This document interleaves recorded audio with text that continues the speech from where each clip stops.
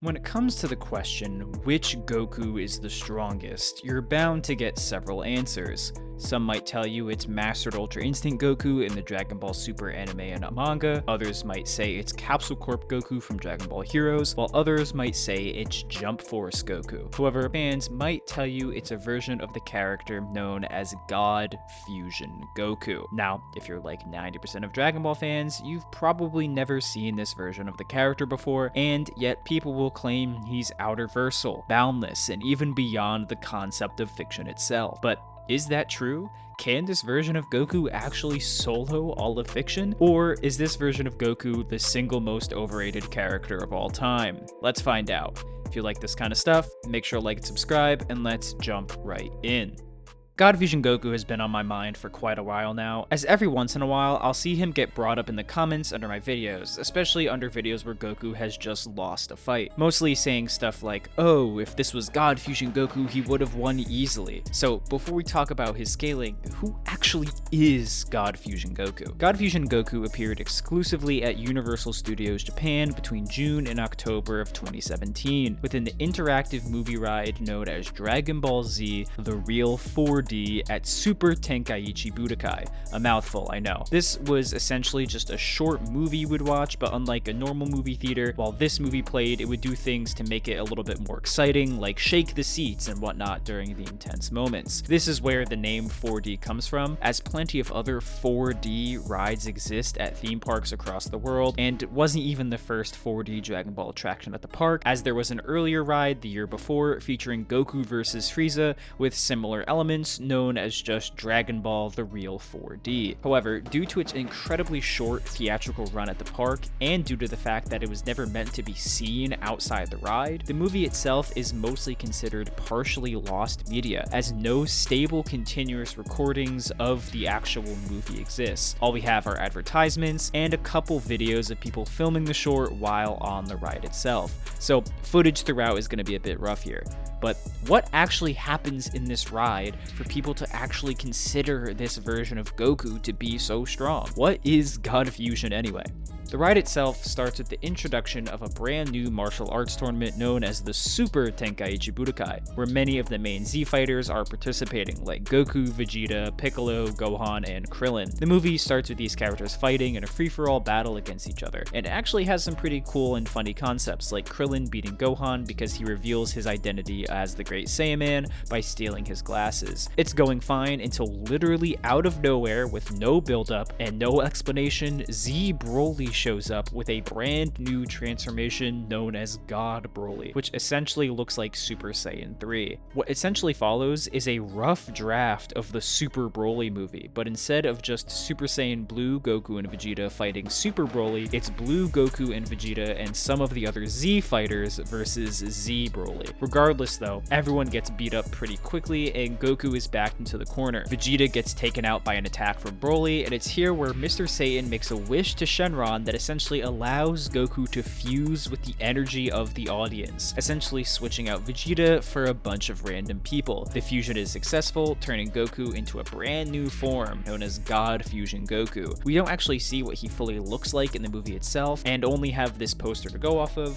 where he honestly kind of looks like a Gotenk styled Gogeta with the blue and black hair. This God Fusion Goku easily one-shots this God Broly with a Kamehameha, and the movie ends shortly after with Mr. Satan accidentally winning the tournament because he never left the arena. And it's that very last part where people cite as to why God Fusion Goku is so strong, and it's because he apparently fused with the audience, meaning that Goku gains the power of real-life human beings, and thus has the power that goes beyond fiction. I've been kind of neutral on this the whole video, but it's time to be honest. This argument is incredibly bad. God Fusion Goku is a total fraud. Now, talking about fiction that interacts with reality is kind of weird. Fourth wall breaks and even direct audience participation oftentimes spits directly in the face of power scaling and even just formal logic. However, I would think it's fairly obvious that no matter how much a character may, for example, talk to the audience or even interact with the writer of their own story, they aren't actually as real as an actual person consuming the story. Archie Sonic isn't real because he has an an issue where he goes to the real world. Deadpool doesn't transcend narrative because there's a story where he kills his writers. The list goes on, and God Fusion Goku is no different. While yes, there are some very esoteric stories where characters interact with the very nature of their fiction and their own narrative, like Animal Man, the issue here is that 1,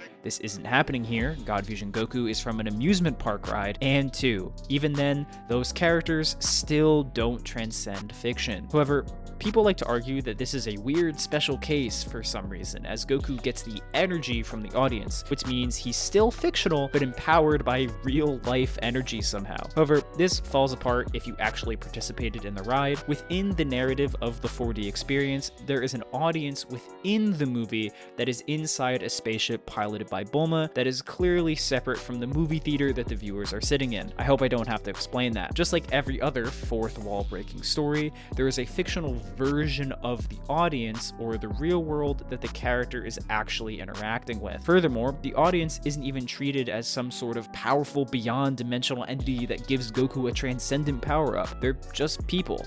That's why he needs Shenron to fuse with him directly at all. In actuality, God Fusion Goku is likely just unquantifiably stronger than Broly movie Goku. Both of them are likely after the Tournament of Power, given when the ride came out, the Dragon Ball Super anime had just ended. Before the 3D part of the ride, they're even animated in the exact same style as the Broly movie. Therefore, God Fusion Goku's power would just be Goku's Super Saiyan Blue power level multiplied by the total power level of all the people he's fusing with. Given that the average human in Dragon Ball has a power level of 5, and we just nicely say that there are 500 people in the audience or something, then it would be the equivalent of Goku fusing with someone with a power level of 500, give or take how many people were actually inside the ship. The main issue though is that the Fusion Dance multiplier is really weird, and nowhere near as big as the Potara one. While Potara is a direct multiplier of 2 power levels, guides imply that the Fusion Dance is simply vaguely more than the addition of 2 power levels, which is supported by what Gogeta says in the Broly movie. Still, if you want to say it's a multiplier, then God Fusion Goku would likely just be 500 times stronger than Blue Goku, meaning he's way weaker than Canon Gogeta, and would probably even lose to base Gogeta if we're being honest. So yeah, when it comes to conversation about who the strongest Goku is,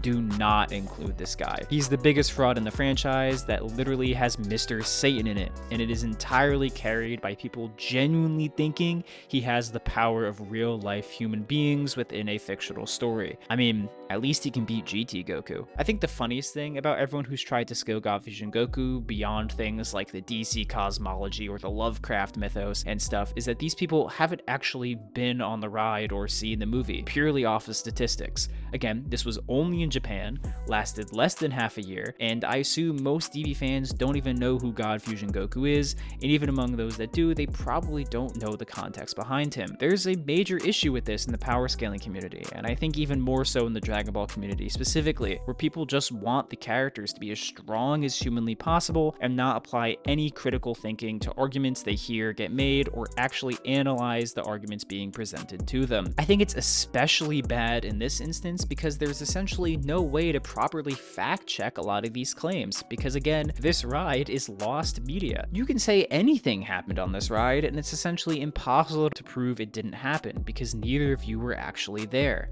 Still, I don't know which is worse, people actually believing there's a version of Goku who can mess with real life, or that there are people willingly saying that they think that just to potentially win a power scaling debate against Superman or somebody. Or maybe I'm just a Goku down player who hates Dragon Ball and hates Goku even more, so I'm downplaying this fictional character and saying that he is in fact fictional and can't actually impact the real world. If you made it this far, thank you so much for watching. At this point, I think with the size of my platform, I really like doing these things to hopefully provide a more reasonable understanding regarding Dragon Ball power scaling, and not just accepting every TikTok edit as objective fact.